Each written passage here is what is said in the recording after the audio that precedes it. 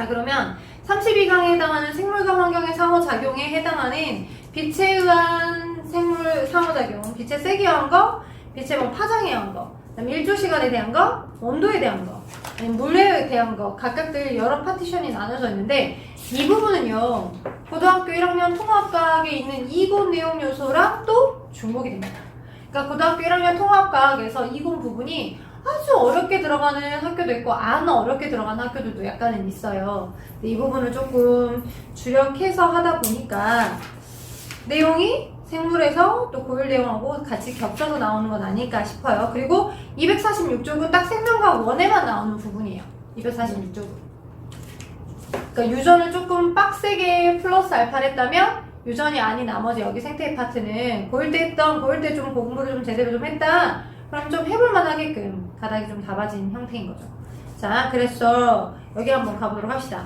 나중에 고일 통합과학에서 생물에서 여기 할 때 조금 염두에서 또 한번 다뤄봐도 될 것 같아요.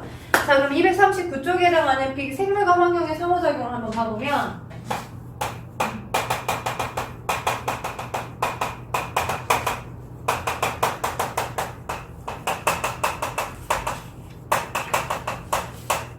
자, 환경이 여러 개가 있겠죠. 뭐 온도, 빛의 세기, 빛의 파장, 오케이? 뭐 등등등 여러 개가 수분, 뭐 되게 여러 개가 있을 건데 먼저 그냥 빛에 의해서, 왜냐면 특히 생산자인 식물은 빛을 컨트롤해서 빛에 의해서 스스로 광합성을 해야지만 생명체가 살아있을 수 있는 거다. 그래서 빛을 컨트롤해가지고 이렇게 진행한다라고 했었을 때 빛의 세기에 따른 생산자가 어떻게 적응을 해서 진행했는지 한번 봐보도록 합시다. 거기 보시면 특강 클리어에서 빛의 세기에 따른 식물의 식물의 적응에서 나오죠. 양엽과 음엽식물 200구조랑 그 다음에 고상점과 광파점을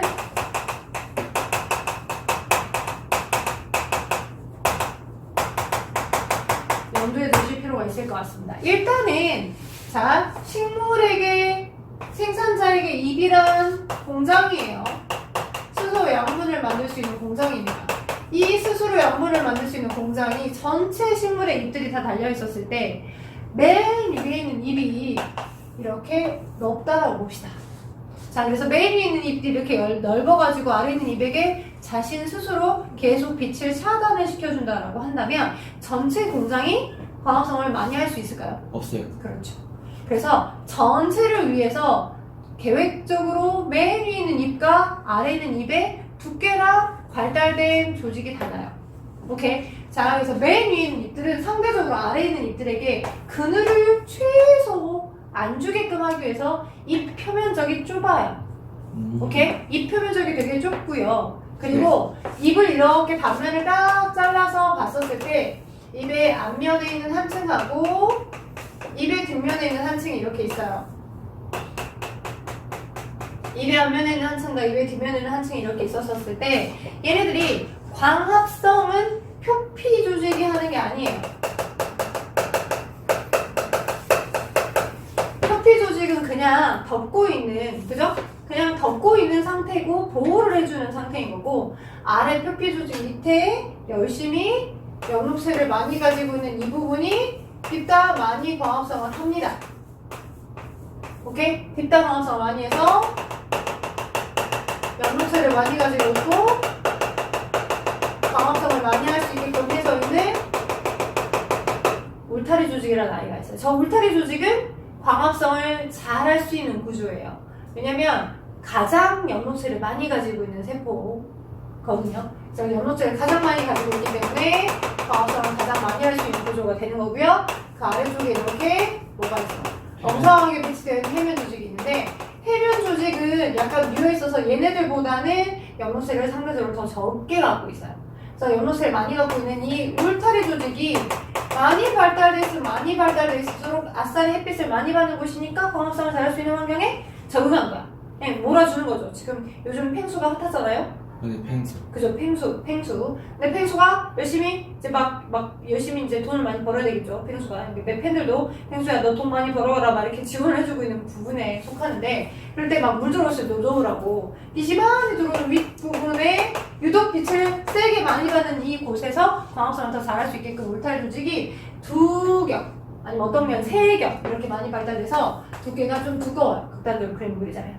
그래서 이렇게 두께가 두껍게 발달되어 있는 양옆이 입의 위쪽, 햇빛을 많이 받는 위쪽에 배치가 되어 있는 거고요. 네. 오케이? 그래서 양옆은 동일한 식물에서 입의 위쪽, 햇빛을 받는 햇빛과 가까운 제일 위쪽이 양옆이 많이 발달되어 있다고 보시면 되는 거고, 음엽의 같은 경우는 아래쪽에 많이 발달된 입이에요. 입 면적이 상대적으로 넓어요. 그리고 위가 자 어떻게 입이 배치되어 있냐면 최대한 그늘을 주지 않게끔 하기 위해서 이렇게 맨 위에 있는 입이 이렇게 나요. 그러면 그 아래쪽에 배치되어 있는 입은 약간 90도로 돌려놔요. 또 그 아래쪽에는 45도로 돌려놔요. 그러니까 최대한 같은 방향, 그치? 안 겹치게 하려고. 같은 방향으로 나지 않고 약간 돌려나는 거야. 이 방향이 시계 방향일 수도 있고 뭐 반시계 방향일 수도 있는데 돌려난다라고 하더라도 입이 되게 무성한 식물들 같은 경우는 돌려놨지만 최대 그늘이 아래쪽에 있을 수밖에 없죠. 그러면 그 그늘이 있었을 때 너에게 많이 광합성을 많이 하게끔 의존하진 않을게. 그래도 햇빛이 약하게라도 들어오면 조금은 광합성 해보자 라는 식의 형태로 울타리 조직이 아닌 약간의 해면 조직이 발달되어서 뉘어서 납니다. 돼요? 그래서 뉘어서 존재하는 형태이기 때문에 얘가 음엽이에요. 그래서 나중에 우리가 뒤에 개체군과 분집에 대한 특징을 배우게 되면 뭐 양수림, 음수림 이런 거 배워요. 근데 똑같은 양수림 안에서도 맨 위쪽은 양엽, 양수림 안에서도 아래쪽은 음엽인 거야. 양수림 안에서도 아래쪽에 배치는 위 음엽, 양수림 안에서도 위에 쪽에 배치는 위 양엽이 되는 거고, 양엽이고 음엽이 있는 거고, 얘의 두께를 따지면 두께는 얇아요. 해면이 발달. 그쵸. 해면이 발달돼 있고, 얘는 두께가 두껍죠. 울타리 조직. 그치, 울타리 조직이 발달돼서.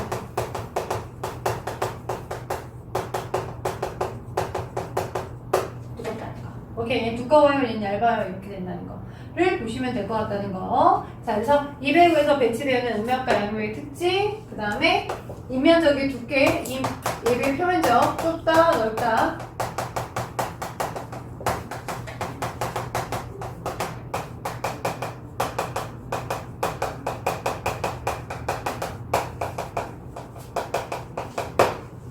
보셨으면 좋겠습니다. 자, 239쪽에 해당하는 음엽, 양엽을 설명해드렸고요. 아래 지금 광포화점과 보상점이 나와 있는 그 아래 그래프 있죠. 그 그래프가 누적된 7차 교육 과정에서부터 누적된 자료가 되게 많아요. 그래서 그 개념이 들어가게 되면 제대로 이해하지 못한 친구들 많이 틀리거든요. 네. 아래 거기 그래프를 한번 설명해 볼게요. 광포화점과 보상점 나와 있는 일단 식물은 광합성만 하니? 아니요. 모두 하니? 광합성 말고요. 우리 숨 쉬잖아. 이산화탄소. 산소 마시고 이산화탄소 내보내는 거 하지? 네. 뭐해? 뭐라고 그래? 우리 뭐 한다고 그래? 두 글자. 호흡. 그래, 호흡. 식물 호흡 해야 안 해? 해요. 하죠? 그러면 호흡은 항상 평상시에 특정한 기간에만 해요? 아니요. 아니죠? 항상. 항상 하죠. 그렇죠. 그래서 호흡이라고 하는 건 모든 그 식물세포를 구성하는 뿌리세포나 줄기세포나 잎세포들이 산소를 받아들여서 포도당이라고 하는 걸 화학적인 내가 전자를 전달해줘서 이용 가능한 형태의 생물학적인 화학적인 분자로 바꿔주는 일이야. ATP라는 거. 우리 동물에서 말하는 ATP가 ADP로 분해되었을 때 생명활동 에너지를 쓸 수 있다고 했었잖아. 네. 그런 것처럼 식물도 포도당이 가지고 있던 그 화학적 에너지를 ATP로 저장을 해. 네, 그때 미토콘드리아에서 똑같이 해. 미토콘드리아에서 이런 일을 해줘야 돼. 그러니까 항상 산소는 필요해. 그리고 그때 부득이하지 못하게 나가는 게 이산화탄소고. 그거를 해줘야 하거든. 오케이? 그걸 해주게끔 하기 위해서 기본적으로 보상점이 있고 또 뭐가 있어? 방지학교. 네. 근데 걔를 이렇게 자료로 나타내 놓은 거야. 어떻게 나타내냐? 여기가 지금 0이고요. 여기가 지금 CO2 방출량. 여기 CO2 흡수량. 수능 기반한 지도. 그러니까 X축이 빛의 색이에요. 네. 빛이 하나도 없는 0일 때 이산화탄소를 이만큼 내보냈네요. 마이너스는 방향입니다. 네. 그죠? 마이너스는 방향이에요. 마이너스는 방향인데 이렇게 방향이 5만큼 바깥으로 내보냈어요. 빛이 하나도 없을 때. 그러니까 기본적으로 식물이 뿌리세포나 줄기세포나 잎세포에서 열심히 대사해서 버려야 할 양이야. 열심히 대사해서 이걸 대사해서 충분히 산소를 받아들이고 충분히 기본적으로 이산화탄소가 나가는 양. 호흡에 의해서.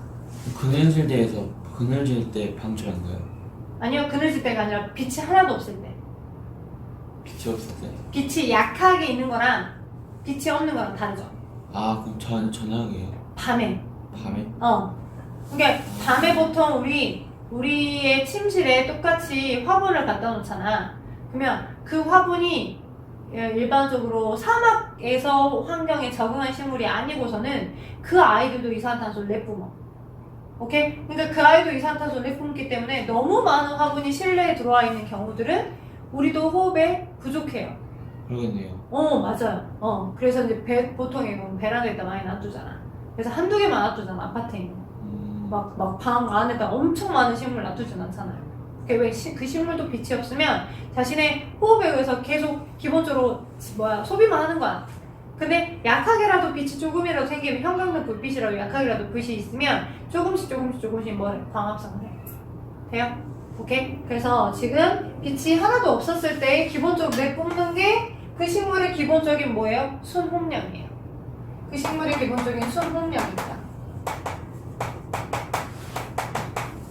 오케이? 그리고 약하게라도 빛이 생겨가고 있는 상태에서 이만큼 빛이 좀 생기니까 호흡을 이만큼 내보냈어. 3만큼. 빛이 이만큼 생기니까 이만큼 내보냈어. 1만큼.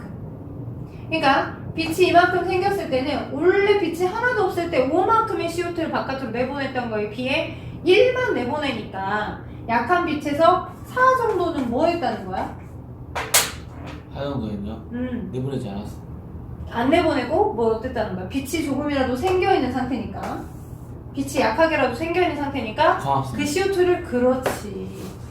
그냥 내보낼 CO2를 빛이 조금이라도 생겨있으니까 안 내보내고 일부를 광합성 재료로 돌려서 광합성을 한 거죠. 그럼 또 산소가 만들어져서 그 산소를 본인의 호흡에 또 사용했겠죠.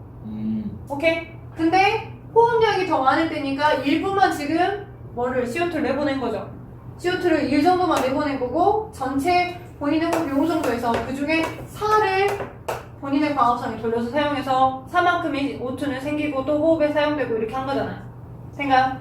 근데 이제 빛이 조금 더 완전히 생겨서 이만큼의 지점이 되니까 어떻게 됐어? 완전히 다 광합성에 저장을 한 거죠. 오케이? 그러니까 본인의 호흡에 의해서 만들어진 CO2 5만큼을 최대한 다 수용을 해서 광합성을 다 할 수 있을 만큼의 빛의 세기.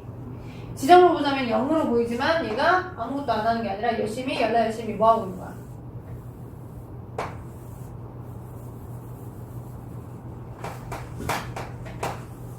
열심히 뭐 하고 있어? 본인의 뭐만큼? 호흡량만큼을 광합성을 하는 거죠. 그리고 빛이 조금 더 생기니까 본인의 호흡량에 더 추가적으로 더 많이 받아들인 거고 광합성을 더 많이 한 거죠. 빛이 좀 더 생기니까 본인의 호흡에 한 것도 광합성 하지만 외부에서 CO2를 이만큼을 더 받아들여서 광합성을 다 한 거죠. 그리고 마찬가지 본인의 호흡에 의해서도 광합성을 하지만 외부에서 더 많이 받아들여서 뭐 한 거죠? 광합성 한 거예요. 그리고 더더 생겼을 때 이 정도까지는 본인의 호흡도 광합성을 하고 외부에서 이만큼을 더 받아들여서 광합성을 했어요. 이 지점의 이상으로는 빛의 세기가 아무리 세져도 더 이상 광합성이 늘어나지 않네요. 그쵸? 이때를 더 이상 늘어나지 못할 만큼까지 최대치까지 한 개까지 다 한 거야. 그만 늘어날 거야. 인계점. 광포화점. 광에 의해서 포화됐어요. 이건 뭐 CO2에 의해서 포화됐다라고 표현하는 경우도 있거든요. 이거는 지금 광만 가지고 나타낸 거니까 광포화점인 거고 CO2로 바꿔서 실험했을 경우에는 뭐 CO2 포화점 이런 것도 있어요. 아무튼 광포화점이고 이 광포화점에서의 최대한 총 광합성량은 이거와 이겁니다. 그죠? 그래서 여기를 다 더해서 여기가 총 광합성량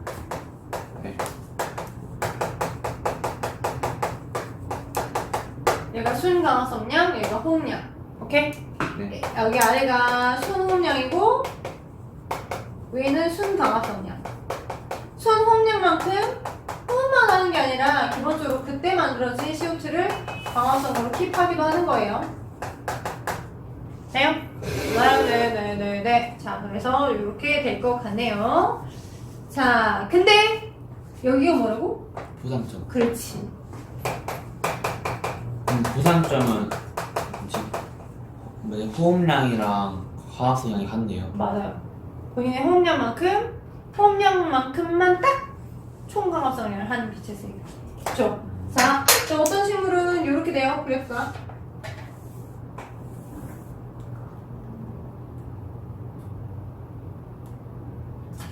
어떤 식물은 그래프가 이렇게 됩니다. 네. 이때 식물은 여기가 보상점, 이때가 광파점이 되겠죠. 그래 방파점이네. 그죠? 오케이? 네. 그래서 입체적으로 따로따로 이 지점, 이 파란색 지점 보실 수 있게끔 하시면 되죠. 네. 근데 이 두 식물에게 상대적으로 이 식물은 음지식물이라고 많이 칭하고요. 파란색의 식물은 양지식물이라고 많이 칭합니다. 왜 그럴까? 상대적으로 음지식물인 얘는 흰색은 훨씬 더 낮은 세기의 빛. 그러니까 이 파란색보다 빛의 세기가 낮을 때 이미 광파점도 있고 빛의 세기가 낮을 때 이미 보상점도 있는 거야. 그러니까 낮은 세기의 빛을 제공해 주더라도 상대적으로 얘보다는 낮은 세기의 빛을 제공해 주더라도 충분히 생존을 할 수 있는, 그렇기 때문에 음지식물이라고 표현을 하는 거죠. 네. 거기다가 이 두 식물에게 내가 만약 계속 이만큼의 빛의 세기를 제공해 줬다라고 하자. 양식물은 생존할 수 없네요. 오, 양지는 못 살아요. 왜? 채소 생존을 하려면 사람이 있으려면 생장은 못하더라도, 그러니까 플러스 알파 미래를 계획하지 못하더라도 현생을 계속 유지하려면 보상점만큼의 빛은 제공돼야 돼. 최대한 보상이 있어요. 그죠? 최소. 근데 보상점보다 더 낮은 빛의 세기잖아. 못 살아, 파란색. 근데 흰색은 보상점 이상의 빛의 세기니까. 생존할 수 있어요. 그쵸? 이만큼을 벌고 소비를 이만큼 하니까 생산할 수 있죠. 잘하고 있네요. 잘하셨어요. 그래서 그 239쪽에 해당하는 빛의 세기와 생물의 적응 설명에 들어갔습니다. 넘겨보셔서 이거 파장만, 파장은 여기 없나? 왜 안 나왔지? 빛의 파장이 있는데요. 가운데 있구나. 위에 이쪽 시간만 먼저 봤네. 빛의 파장과 생물을 먼저 한번 봐보자. 240쪽 가운데 빛의 파장과 생물. 너무 쑥덕쑥덕 잘 받아먹는데 개념을. 그래요. 자, 빛의 파장 중에 빨주노초, 파남보, 이게 가시광선이죠. 네. 빨간색 이상의 파장이 긴 건 적색감, 빨주노초, 파남보, 보라색으로 더 파장이 짧은 거. 그래서 진동수가 많은 게 훨씬 청색감, 그죠? 그러면 걔네들이 이제 태양광에서는 가시광선, 적외선, 자외선, 각각의 선 다 오잖아요. 다 오는데 그 오는 것들 중에 우리가 물속에 살고 있는 광합성하는 식물, 해조류, 그죠? 녹조류, 그 다음에 김, 우뭇가사리, 미역, 되게 수심 깊은 곳에서 건져내는 거 알죠? 네. 오케이? 자, 그런 식의 해조류, 바닷속에 살고 있는데 광합성을 하면서 살고 있는 해조류들. 잠깐 여기서 해주죠. 해조류는 식물일까, 식물이 아닐까? 해조류요? 식물이겠죠. 그죠? 근데 식물계에 속하진 않아요. 식물이 식물에 속하지 않아요? 식물이 아니에요. 아, 진짜요? 식물계 카테고리 안에 들어가지 않아요. 오빠 시험 범위가 거기가 아니었구나. 3회 2학기 때 생물의 분류 부분이 거기가 안 들어갔구나. 우리 크게 5개 분류체계 있잖아요. 원핵생물계, 원생생물계, 균계, 식물계, 동물계. 그래요? 들어본 것 같긴 한데 배운 것 같진 않아요.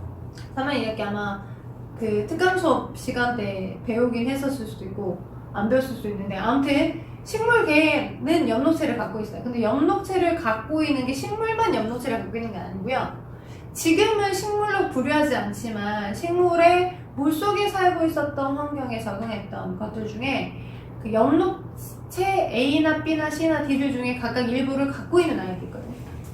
그래서 걔네들도 빛을 흡수해서 스스로 광합성을 하긴 하지만, 근데 굉장히 육상 위로 올라와가지고 우리가 흔히 알고 있는 뿌리나 물관이나 체관이랄지 이런 게 관다발이 굉장히 많이 발달된 구조를 갖고 있진 않다 보니까 식물에 속하진 않아요. 빼버린 거예요? 다른 카테고리 안에 포함시킨 거죠. 원생 생물계 안에. 그래서 김, 우뭇가사리, 그다음에 다시마, 미역, 얘네들 같은 경우는 원생 생물계에 속해요. 다세포성, 세포를 여러 개를 갖고 있는데 광합성을 하는. 원생 생물에 속합니다. 그들을 배우는 거야. 식물의 이 아니라 물속에 살고 있는 걔네들의 형태를 배우는 구조입니다. 그래서 보시게 되면 빛의 파장과 해조류의 분포, 빛의 파장에 따른 광합성의 속도에서 나와요. 자, 빨주노 쪽파남보 중에 뭐가 에너지가 큽니까? 보라색. 네, 맞아요. 파장은 길어요? 짧아요. 짧아요. 맞아요. 빨주노 파장보 중에 청색강이 훨씬 더 파장이 작고요. 파장이 짧을수록 진동수가 많고 에너지가 크죠. 그죠? 그래서 그 높은 에너지에 의해서 태양에서부터 오는 그 빛이 수심 깊숙이까지 투과가 가능한 건 청색강이에요.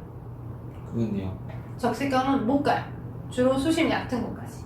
그래서 자, 과학자들이 분석을 해봤었을 때 주로 항상 홍조류라고 하는 그 아이가 바닷속 되게 깊은 곳에 살고 있고, 갈조류는 항상 중간 지점에만, 그다음에 녹조류는 항상 윗 지점에만 주로 살고 있더라는 거야. 그래서 얘네들의 배치를 한번 분포를 바꿔봤어.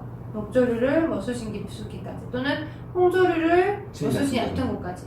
그러니까 홍조류는 큰 영향을 안 받아. 홍조류는 청색강도 주로 잘 이용하고, 그다음에 나름 청색강을 주로 잘 이용할끔 하겠지만 청색강은 얕은 곳에도 많이 오잖아. 빛이 적어도 살 수 있습니다. 그치? 얕은 곳에도 많이 올 수 있으니까. 근데 녹조류가 주로 적색강만 어느 정도 이용할 수 있게끔 진화되어 있는 그 녹조류가 얘를 위치를 따서 수심 깊은 곳으로 배치를 시켜봤더니 주로 살질 못하더라는 거지. 수심 깊은 곳은 녹조류가 좋아하는 적색강이 투과되지 못하니까. 이해된가요? 그래서 식물이 주로 수심 깊은 곳 근처에 바다 깊이에 따라 들어오는 파장의 영역들을 이용을 하게끔 그렇게 진화되어 온 거구나. 연록소들의 종류들이 그렇게 본 거죠. 녹조류는 주로 적색강을 이용하는 형태로 진화가 된 거고, 그 다음에 누구는 홍조류는 주로 청색강이 이용되게끔 진화가 됐다라고 보시면 될 것 같습니다. 네. 오케이. 이렇게. 오키도키. 자, 그 다음에 이제 일조시간과 생물의 나름 적응이 나와 있어요. 일조시간과 적응. 12시간. 네. 혹시 12시간은 개들에 따라 다르잖아요. 특히 사계절이 뚜렷한 우리나라 같은 경우는 달라지죠. 그 네. 일조시간의 주기가. 일조시간을 쪼개서 명기랑 암기로 한번 나눠볼게. 오케이? 명기랑 암기로 한번 나눠볼게. 나눠본다라고 하면 우리가 장일식물이 있고 단일식물이 있거든? 오케이? 그래서 아주 디테일한 실험을 해보기 전까지 주 장일식물은 말 그대로 일이 명이니까, 밝을 명이니까. 그래서 명기가 길어지면서, 명기가 짧다가 명기가 길어지면서 개화된 식물이구나 라고 해서 명기가 길어질 때 개화되는 거니까 언제? 주로 봄이나 여름에 개화되는 대부분의 식물들이 장일에 해당할 거고, 단일은 가을에서 겨울. 국화나 코스모스처럼 명기가 짧아질 때, 여름에 명기가 되게 길었는데 명기가 짧아질 때 개화되는 형태의 식물들인 것 같다 라고 해서 단일로 분류했어. 12시간이 길어지다 해가지고 장애인. 맞아. 따라가면서. 맞아.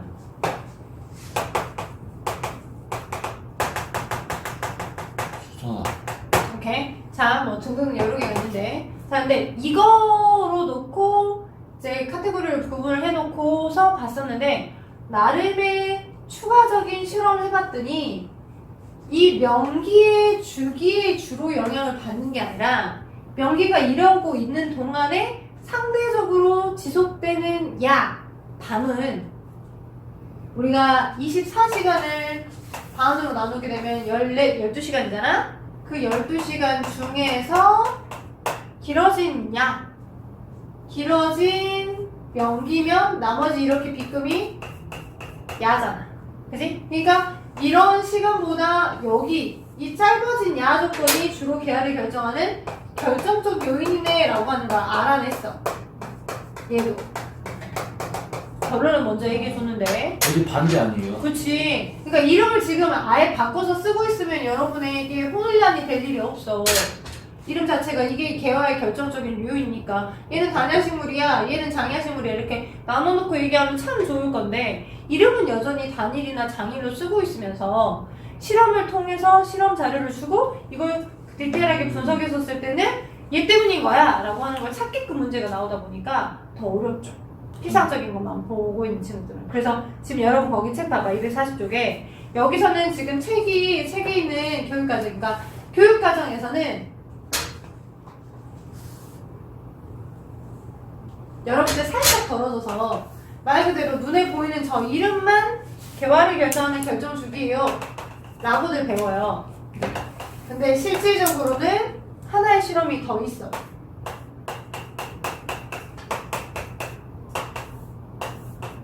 잘, 이건 어떻게 보냐면 여기가 지금 수선화잖아? 네. 얘가 장애식물이야. 그러니까 장애식물에게 이런 처리를 했더니 개화가 됐어. 네. 장애식물인 수선화에게 이런 처리를 했더니 안 개화가 됐어. 안 됐어. 오케이? 그리고 또 단일식물인 누구에게? 국화에게 안 됐어요. 이런 처리를 했더니 안 됐어. 이런 처리를 했더니 개화가 됐어. 오케이. 자, 요것까지만 피상적으로 배운 학교들은 첨단고나 수학고들이야. 오케이. 근데 정강고랄지 숭덕고랄지 이쪽 동네 애들은, 자, 그쪽 동네 애들은 이 피상적인 형태만 배우는 게 아니라 본질적으로 어떤 추가적인 실험을 해봤더니 자료 분석 결과 요게 핵심이냐 아니면 요게 핵심이냐라고 하는 걸 찾아내게끔 하는 추론의 문제. 실제 선배들의 교육과정에서 그렇게 나오니까 그렇게 물어봐요. 어떻게 하냐면 똑같은 실험을 했는데 동일하게 여기가 명기거든? 여기가 암기야. 네. 근데 이 마지막 과정에서 여기다 라이트, 빛을 한 번 더 추가적으로 비춰본 거야.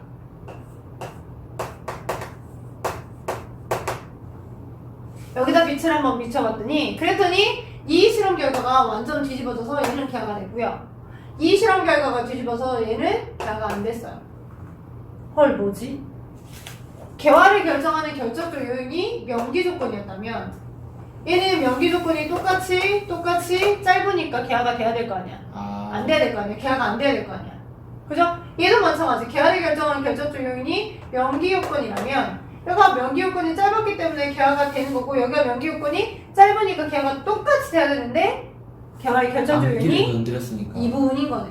그죠? 개화를 결정하는 결정적 요인이 여기 이 부분인 거고 이 부분이 개화를 결정하는 결정적 요인 중에 하나인데 라이트에 의해서 섬광에 의해서 이 섬광 처리 이전과 이후에 한계 암기라고 하는 이 시간보다 훨씬 짧은. 봐봐. 얘는 개화가 되는 식물이지. 네. 장애할 때. 이때는 개화가 안 됐잖아? 이때는 개화가 됐잖아? 감이 한계 암기 시간보다 어때? 개화가 암기가 되게 길어야지만 개화가 되는 식물인 건데 라이트에 의해서 한계 암기 시간보다 개화가 긴 야가 지속적으로 긴 야가 제공이 안 돼버린 거야. 짤다방이 줄어들어서. 그러니까 딱 끊겨버린 거지. 그러니까 한계 암기 시간보다 지속된 야가 줄어들어가지고. 암기가 길어야 개화가 되는데, 그지? 지속된 야가 길어야. 그러니까 한계 암기라고 하는 이 시간보다는 야가 되게 길게 유지가 되어야 개화가 되는 식물인 건데 그렇지 않게 돼버린 거죠. 라이트에서 끊겨서. 네? 길어야 개화가 되는 식물인데 끊겨서 그렇다. 끊어져서. 그래서 개화가 안 돼버린 거고. 그래서 반대로 얘는 장애식물은 단야 조건인데 한계 암기 시간보다 지속적으로 긴 야가 되게 짧을 때 개화가 된다고. 그치? 근데 짧을 때 개화가 됐는데 여기는 안 짧고 되게 길게 돼버렸으니까 개화가 안 됐는데 라이트에 의해서 요만큼이든 짧아졌죠? 잘라져서 요거 조건에 충당할 만큼 지속된 야가 되게 짧잖아요. 그죠? 그래서 얘는 한계 암기 시간보다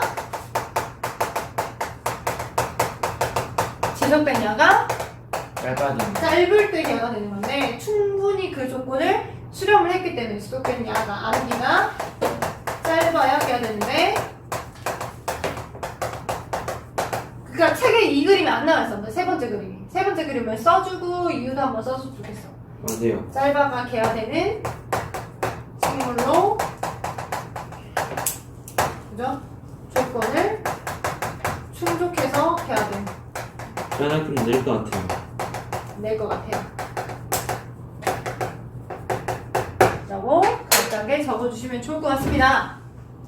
그림 그려주시고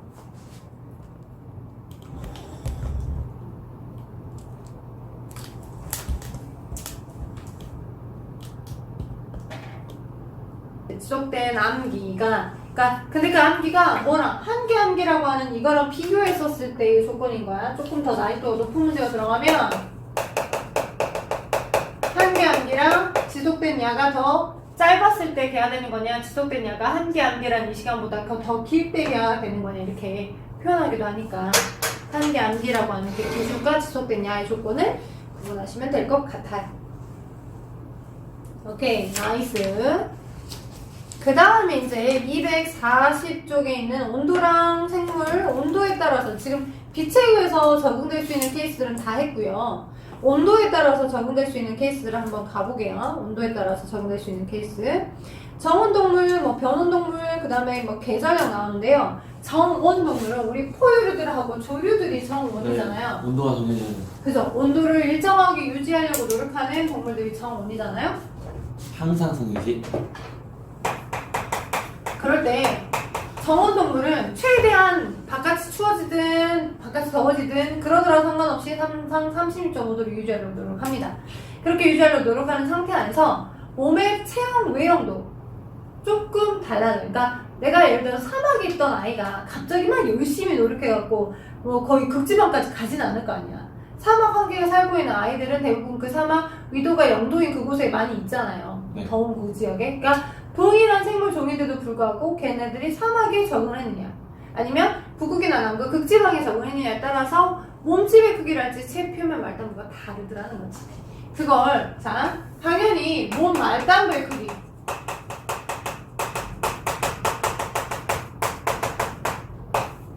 네 극지방일수록 클까 작을까? 뭔 말다고요? 이게 여러분의 귀 크기랄지 코랑 작아져요. 그렇죠. 추우면 우리가 꽁꽁 싸매잖아. 모자 쓰고 막 줄여야 돼요. 목도리 하고 줄여야죠. 바깥에 추워 죽겠는데. 그래서 극지방이 되면 될수록 말단부를 좀 적게. 오케이? 대신에 적도 쪽은 말단부를 키워야 돼요. 그렇죠. 최대한 키워서 야 너 더워 죽겠는데 열 좀 갖고 가 이렇게. 여기 딱 방출해요. 그죠? 방출. 열의 발산량을 방출량을 높이기 위해서. 그죠? 말단부의 크기를 달라지게 하는 거죠. 열 발산량을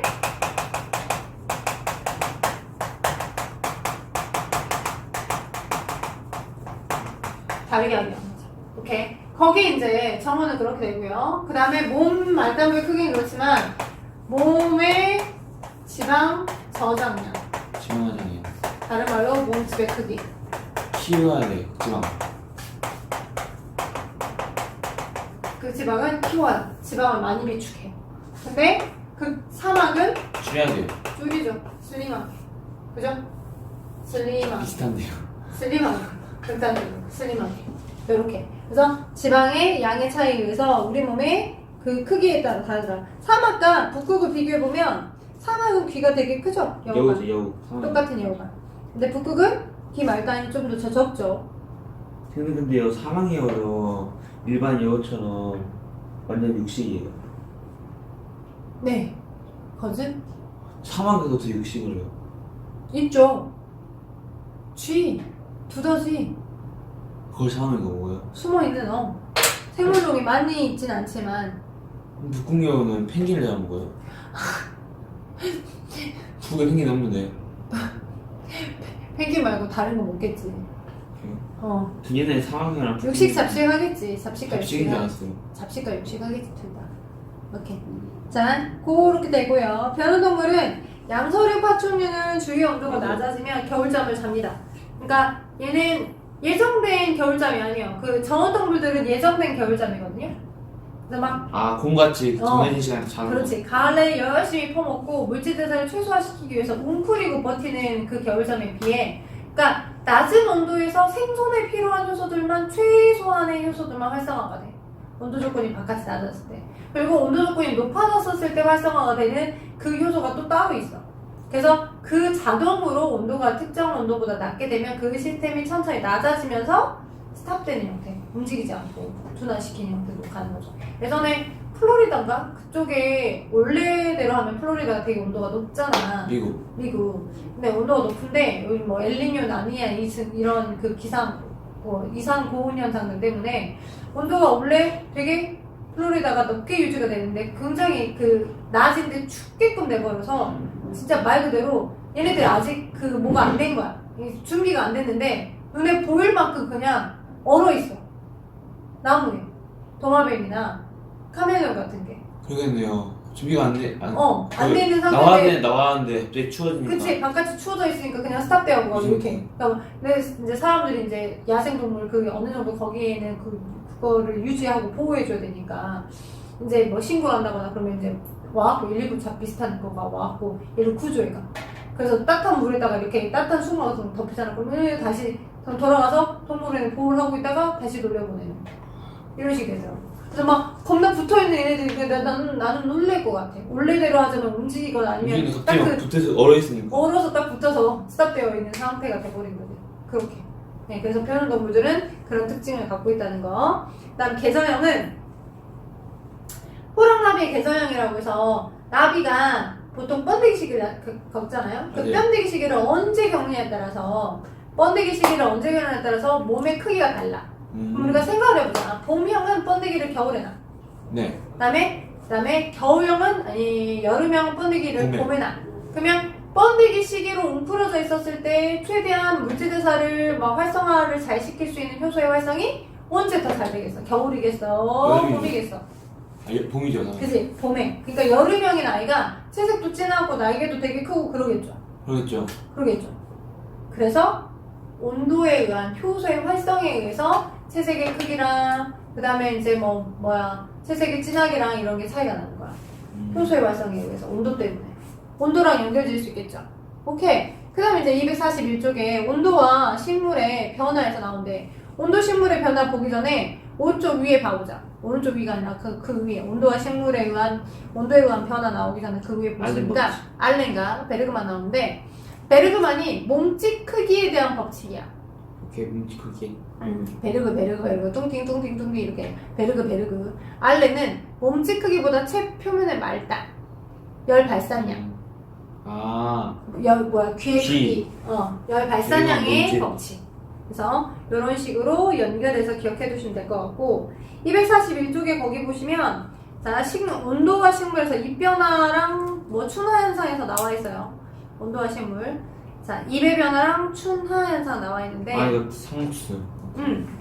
그거죠. 침엽스님이랑 그거죠. 화엽수, 상록수 있는 상태에서 상록수가 항상 입이 겨울에도 붙어 있잖아. 맞아요. 안 떨어지고 낙엽시키지 않고.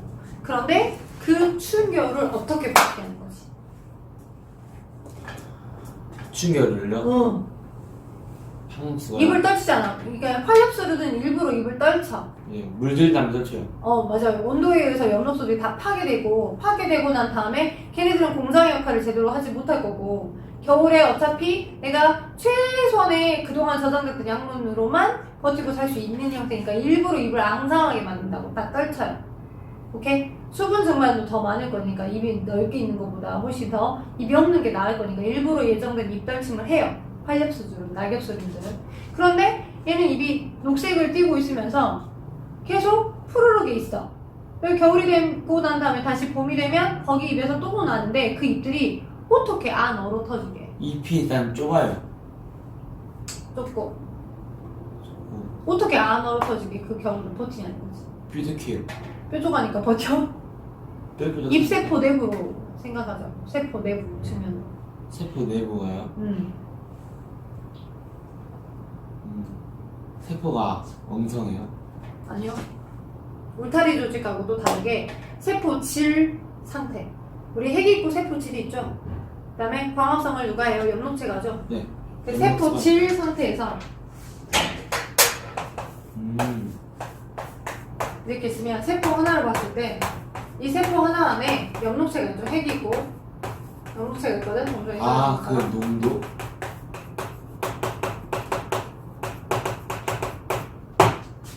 농도. 포도당의 농도. 광합성을 하면 할수록 여기 안에다가 포도당이 녹말 형태로 바꿔서 여기다 저장을 해요.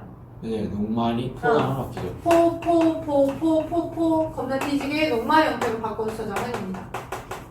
근데 여기 안에 세포질액이 그냥 순수 물만 있으면 네. 얼어서 죽어요. 터지기 딱 좋죠. 얼어버리고. 물이 영도에서 얼잖아. 그러면 부피를 팽창시키면서 막 그 이미 부피를 찢어 터지겠죠. 그럼 안 되니까 겨울이 될수록 1, 2, 3, 4, 5 이렇게 했을 때가 1월, 2월이고 12월하고 11월이면 녹말의 함량은 감소돼. 아. 3터 상대적으로 해가지고 포도당의 함량이 증가해. 농도 올려버리면 잘안 된다잖아요. 그렇죠. 물을 3탑을 올리는 거야. 여기가 포도당이 많이 돼 있고 세포질에 포도당이 많이 존재하게끔. 물 쉽게 좀 말해서 어느 점 나아져요. 낮아지는 거지. 그지? 바닷물은 잘 오지 않는 거. 그걸 이용한 거야. 그래서 얼어서지 않게끔. 여기 영국지에 있었던 녹말들을 포도당으로 다 바꿔서 세포질에게 포도당 함량을 올려서 3탑을 증가시키는 거. 똑똑하네. 똑똑하지? 그리고 혹시나 세포막의 유동성을 증가시키기 위해서 일부러 글리세롤. 스테로이드 같은 글리세롤 같은 거, 그죠?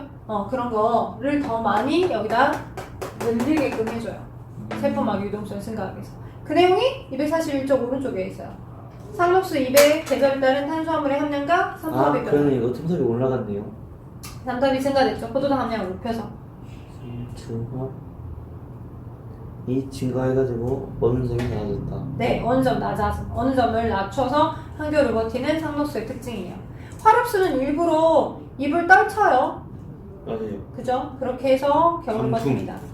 그 다음 이제 물과 생물을 간단하게 보자면 물이 많이 있는 환경에서 적응한 생물들 같은 경우는 굳이 물을 많이 흡수시키게끔 하기 위한 뿌리를 많이 발달시킬 필요가 없어요. 없죠. 반대로 건색식물, 건조한 기후에 있는 이 식물들은 어떻게 해서든 지하 속에 있는 숨겨져 있는 물이라도 빨아먹고서 버텨야 돼. 뿌리가 완전 길어요. 그지? 빨아먹고서 버텨야 돼. 그래서 뿌리를 많이 발달시킨 게 건생식물이고요. 수생식물은 뿌리가 발달되어 있잖아. 오히려 수생식물들은 물에 있기 때문에 주변에 물을 쉽게 공급받을 수 있잖아.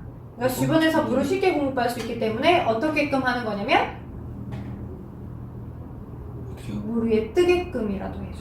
물에 완전히 잠겨있게끔 돼버리면 불의역장 같은 거. 오히려 빛을 못 받고, 그지? 그래서 뭐 어떻게 광합성을 할 수가 없을 수 있으니까 물에 오히려 부력을 높여서 물 위에 떠서 광합성을 하게끔 하면서 물을 충분히 공급받을 수 있기 때문에 뿌리 발달이 많진 않아. 여기 그 물속에 있는 수생식물이 더 부피가 크겠네요.